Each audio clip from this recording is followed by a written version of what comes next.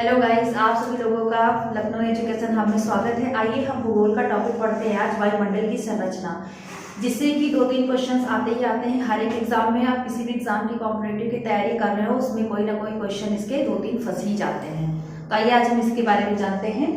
सबसे पहले क्या है कि वायुमंडल की संरचना हमारा जो मेन टॉपिक है, उसके अंतर्गत क्या है कि वायुमंडल जो है संरचना को कितने पार्ट्स में बांटा गया है। कुल टोटल कितने पार्ट्स हैं? 5 पार्ट्स हैं, यानी कि 5 पार्ट्स हैं।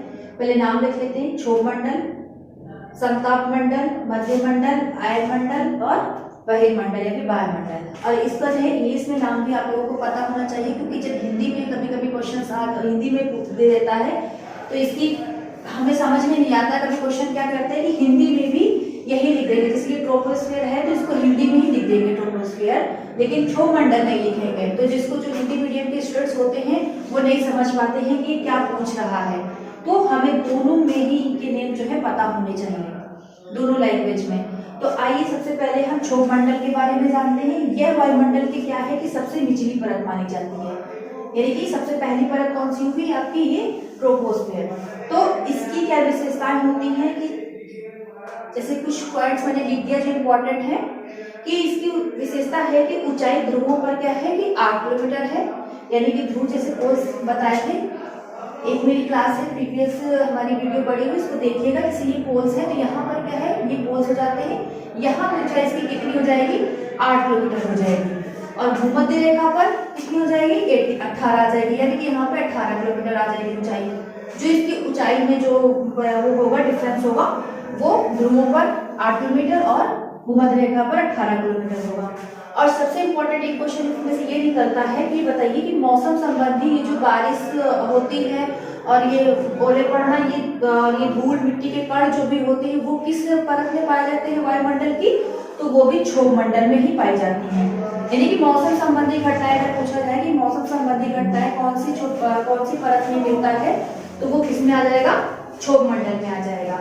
और इससे क्वेश्चन इसका इम्पोर्टेंट है कि नीचे से ऊपर जाने पर क्या होता है कि इसमें तापमान जो है घटता है, यानी कि जब हम नीचे से ऊपर जाएंगे तो तापमान में जो है कमी आती है। तो इसकी बातें समझ में आ गई कि सभी वायुमंडल संबंधी घटनाएं कौन सी परत में होंगी? क्षोभ मंडल में होंगी। और क्या होगा, इसकी जो है ये सबसे निचली परत है वायुमंडल की, सबसे पहली और निचली परत है। सेकेंड आता है हमारा समताप मंडल। समताप मंडल की ऊंचाई कितनी मानी गई है? लगभग 12 से 15 किलोमीटर। और क्या है कि इसमें समताप मंडल में क्या एक विशेषता होती है कि ओजोन परत जो होती है वो क्या होती है कि इसी की ऊपरी सीमा में पाई जाती है ओजोन परत। अगर ओजोन परत आती है तो ओजोन परत किस जो है मंडल में पाई जाती है, तो कंफ्यूजन क्या हो जाती है कि अगर ये आयन मंडल है तो इन दोनों में कंफ्यूजन हो जाती है कि अगर ओजोन है, इसके नाम से हम लोग को थोड़ा कंफ्यूजन हो जाती है कि ये आयन मंडल में होगी, लेकिन ऐसा नहीं होता है। ओजोन परत जो है इसमें पाई जाती है और इसमें क्या होता है कि ओजोन परत का अवशोषण करके पराबैंगनी किरणों में परिवर्तित कर देती है। तो पराबैंगनी किरणों का अवशोषण किसमें होता है? समताप मंडल में। ओजोन परत किसमें होती है? तो ये समताप मंडल में होती है। तो ये चीजें ध्यान रखेंगे। और एक इम्पोर्टेंट चीज और इसमें आती है, ये इस परत में जो है किसी भी प्रकार के विशुद्धता कह लीजिए या फिर ये कह लीजिए कि धूल मिट्टी के कण नहीं पाए जाते हैं। एक तरह से ये पूरा क्लीन होता है, ये परत जो ये मंडल होता है क्लीन होता है। तो एक क्वेश्चन यहाँ से निकल के आता है कि ये बताइए कि वायुयानों को उड़ाने के लिए सबसे उत्तम परत कौन सी, उत्तम मंडल कौन सा है? तो हमारा कौन सा निकल के आ जाएगा? समताप मंडल। ये क्वेश्चन भी बहुत पूछा जाता है कि वायुयान को उड़ाने के लिए सबसे उत्तम मंडल कौन सा है? तो समताप मंडल। और पराबैंगनी किरणों का अवशोषण किस मंडल में होता है? तो समताप मंडल में। ओजोन परत किस में पाई जाती है? तो समताप मंडल में।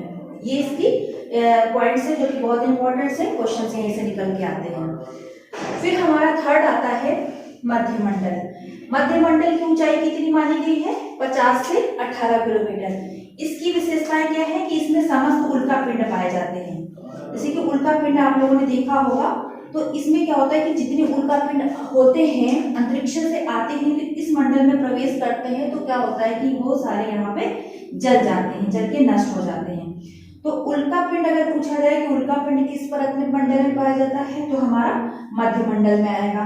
क्वेश्चन यहाँ से निकलेगा, जैसे यहाँ पे क्वेश्चन यहाँ से निकला वायुयान से, और यहाँ पर क्या है उल्का पिंड का नष्ट कहाँ होते हैं, जल कहाँ जाते हैं, तापमान अधिक होने के कारण, तो वो कहाँ पे हो जाएगा, मध्य मंडल में हो जाएगा। अब आते हैं हम आयनमंडल में।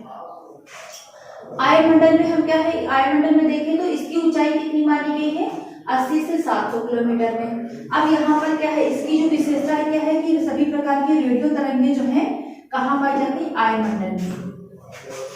इसका अर्थ समझेंगे कि जो भी हमारे से टेलीविजन हो गए, नेटवर्किंग हो गई, ये सारी चीजें कहाँ पर छोड़ी जाती है, आयनमंडल में। यहीं से जो है जो तरंगे होती है वो परिवर्तित होकर के हमारे पृथ्वी पर रिटर्न होती हैं, तो वो कौन से मंडल पे होती है, आयनमंडल में। जो भी हमारे ये वो क्या कहते हैं कृत्रिम संयंत्र वगैरह होते हैं, ये सब चीजें जो है कहाँ पर छोड़े जाते हैं, आयनमंडल में छोड़े जाते हैं। तो इसमें ध्यान देंगे कि ये रेडियो तरंगें परिवर्तित होकर किसमें आएंगी, किसमें आप किससे आती हैं, आयनमंडल से आती हैं। और उसके बाद में क्या आएगा, हमारा लास्ट आता है वायुमंडल। वायुमंडल क्या होता है कि अंतरिक्ष का ये सब बिल्कुल अंतरिक्ष में ही जाकर मिल जाता है, तो ये सबसे लास्ट हो जाता है, सबसे ऊपर पहुंच जाता है, तो बहुत ज्यादा ठंडा होता है। इसकी ऊंचाई कितनी मानी गई है, 710 किलोमीटर पृथ्वी से ऊंचाई मानी गई है, ये चीज ध्यान देंगे। इस मंडल में क्या है कि किसकी अधिकता पाई जाती है, हाइड्रोजन और हीलियम की प्रधानता बहुत ज्यादा पाई जाती है। ये दो गैसों की जो प्रधानता है बहुत मात्रा में पाई जाती है। तो ये पूछ लेते हैं कि हाइड्रोजन और हीलियम की मात्रा किस उसमें पाई जाती है। एक तरह से ये क्या होता है कि बिल्कुल अंतरिक्ष में जाकर के मिल जाता है।